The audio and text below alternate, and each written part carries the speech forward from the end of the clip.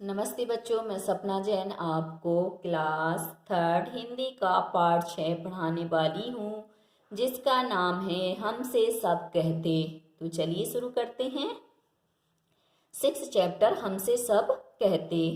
नहीं सूर्य से कहता कोई, धूप यहाँ पर मत फैलाओ। कोई नहीं चांद से कहता, उठा चांदनी को ले जाओ। कोई नहीं हवा से कहता, खबरदार जो अंदर आए। बादल से कहता कब कोई, क्यों जलधार यहाँ बरसाई। आगे, फिर क्यों हमसे भैया कहते, यहाँ न आओ भागो जाओ। अम्मा कहती हैं घर भर में खेल खिलौने मत फैलाओ।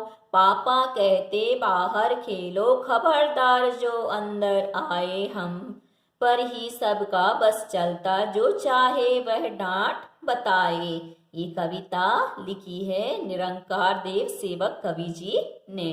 इस कविता में कवि कहते हैं कि बच्चे अपनी भावनाओं को व्यक्त करते हुए कहते हैं कि सूरज, चांद, हवा, इनसे कोई कुछ नहीं कहता है, बादलों से कोई कुछ नहीं कहता। हम पर ही सब लोग क्या करते हैं, अपनी धौंस जमाते रहते हैं। तो वो बताते हैं कि सूरज से भी कोई ये नहीं कहता कि यहाँ पर धूप मत फैलाओ। चांद से भी कोई नहीं कहता कि अपनी चांदनी को यहाँ पर मत बिखेरो।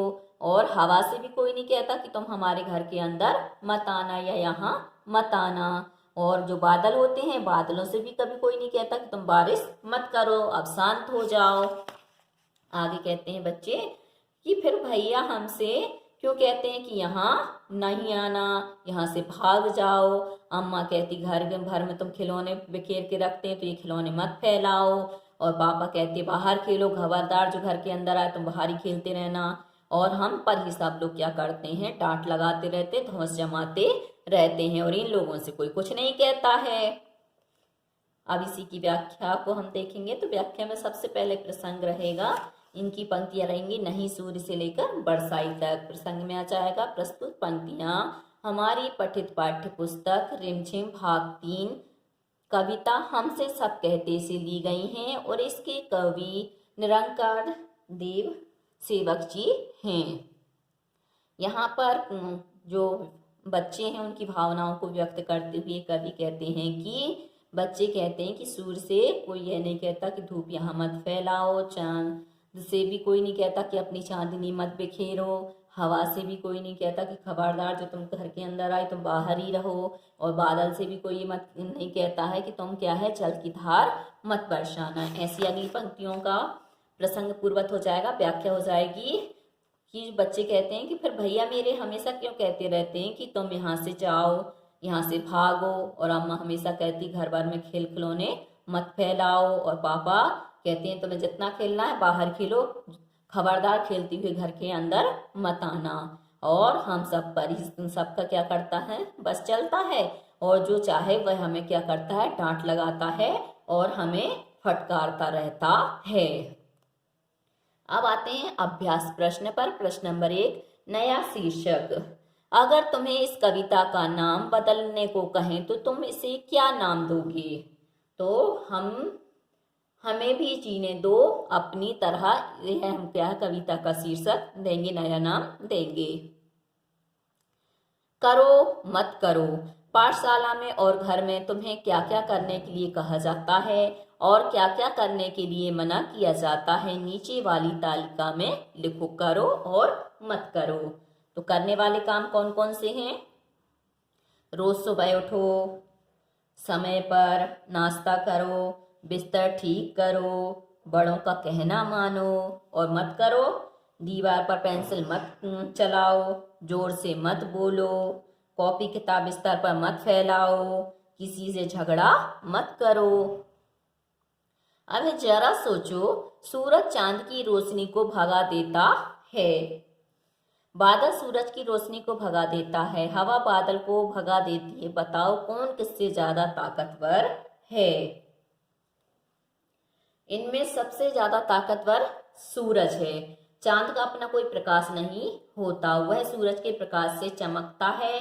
बादल सूरज की रोशनी को हमेशा के लिए कभी नहीं ढकता, बल्कि कुछ पलों के लिए। जैसे बादल छटता है, सूरज की रोशनी फैल जाती है, इसलिए जो सूरज है वह क्या है, सबसे ज्यादा ताकतवर है।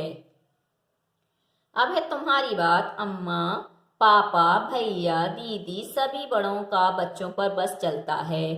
तुम्हारा किस किस पर बस चलता है? तो हमारा बस किस पर चलता है? तो दादी माँ पर। कुछ भी करवाना होता है तो हम दादी माँ को क्या करते हैं, जल्दी से मना लेते हैं। तो हमारा बस दादा दादी पर चलता है। और जाता है तो हमारे जो खिलौने होते हैं हम उन पर भी अपना बस चलाते हैं। तुम्हारे घर में तुम्हें कौन कौन टोकता रहता है? तो हमारे घर में माँ, पापा, भैया, दीदी आदि टोकते रहते हैं। किन किन बातों पर तुम्हें अक्सर टोका जाता है? तो जब मैं देर तक टेलीविजन देखता हूँ या शाम में देर तक खेलता हूँ, होमवर्क नहीं करता हूँ, पढ़ाई नहीं करता हूँ, इन सब बातों में मुझे क्या है, अक्सर टोका जाता है। अब आते हैं अगले प्रश्नों पर। कौन सी चीज कहाँ? सालू को बहुत सी चीजों के नाम आते हैं। उनमें ना उसने नामों को लिख लिख कर पट्टी भर ली। वे नाम मैंने नीचे लिख दिए हैं। शक्कर, कबड्डी, पपीता, मार, कुटाई, लोमड़ी, गुलाब जामुन, शेर, ककड़ी, शतरंज, बल्ला, मगर, लड्डू, गाय, बेर, पेड़ा, बकरी, गिल्ली, कबूतर, पतंग, मसाला, लट्टू, तोता, सहतूत, चटनी। अब सालू यह सोच रही है कि किस नाम को किस खाने में लिखना है। क्या तुम उसकी मदद कर सकती हो? तो अक्षर, जानवर या पक्षी, खाने पीने का सामान, खेल का नाम या सामान। अब यहाँ पे दिया है, जैसे बा से बकरी हो गया जानवर, बेर हो गया फल खाने का, और बल्ला हो गया खेल का सामान। अब ऐसे ही अगला है, माँ से मगर, मसाला, मार, कुटाई। ऐसे ही का से कबूतर, ककड़ी, कंकड़। ला से लोमड़ी, लड्डू और लट्टू। लट्टू खेल है, लड्डू खाने की चीज है, और लोमड़ी जानवर है। पा से पेड़ा, पपीता, पतंग।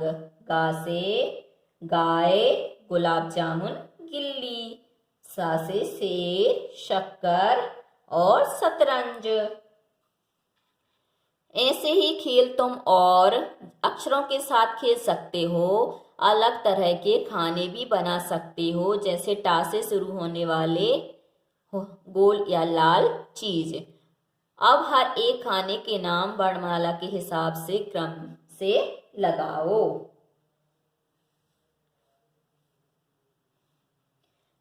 जानवर या पक्षी, खाने पीने का सामान, खेल का नाम या सामान। अब हमने यहाँ पे लिया का से कबूतर, खा से खरगोश, गा से गाय, घा से घोड़ा, हा से हाथी। ऐसे ही खाने पीने का सामान, का से ककड़ी, खरबूजा, गुलाब जामुन, छेना, जलेबी। फिर खेल का सामान या नाम, क्रिकेट, बैडमिंटन, लड्डू, हॉकी, त्रिशूल। हमसे सब कहते कविता में जिन लोगों, चीजों और जगहों के नाम आए हैं उन्हें नीचे दी गई तालिका में लिखो। जैसे लोग, चीज और जगह। लोग जैसे भैया, अम्मा, पापा। चीज में धूप, चांदनी, हवा, जलधार, खिलौने। जगह यहाँ, अंदर, घर भर, बाहर। अब आगे हम देखते हैं। यह कहानी तुमने कई बार सुनी होगी, कौवा और लोमड़ी। एक बार एक कौवे को एक रोटी मिली। लोमड़ी ने सोचा क्यों ना मैं इस कौवे को मूर्ख बनाकर रोटी ले लूं। लोमड़ी बोली, कौवे भाई तुम इतना अच्छा गाते हो, मुझे भी एक गाना सुनाओ। कौवे ने जैसे ही गाने के लिए मुंह खोला, रोटी नीचे गिर गई। लोमड़ी रोटी लेकर चली गई। आओ अब इन्हीं चित्रों से एक नई कहानी बनाएं। अब यहाँ पे हमने कौवा और लोमड़ी की पढ़ी थी, अब इसी को हम क्या है नए तरीके से बनाएंगे। एक बार एक कौवे को रोटी का एक टुकड़ा मिला। कौवे की चोंच में रोटी देखकर लोमड़ी के मुंह में पानी आ गया। लोमड़ी ने एक तरकीब सोची। उसने कहा, कौवा भाई तुम तो बहुत अच्छा गाना गाते हो, जरा मुझे एक गाना सुनाओ। कौवा होशियार था, वह लोमड़ी की बातों में नहीं आया। रोटी का टुकड़ा पंजों में दबाकर लोमड़ी को अपना गाना अर्थात काव काव सुना दिया और वहां से चलता बना। और वो क्या है, चला गया। तो बच्चों आज के लिए सिर्फ इतना ही। यदि आपको हमारा ये वीडियो पसंद आया है तो लाइक कीजिए, शेयर कीजिए, सब्सक्राइब कीजिए तथा इस पाठ से संबंधित कोई भी प्रश्न है तो नीचे कमेंट्स में पूछ लीजिए। धन्यवाद।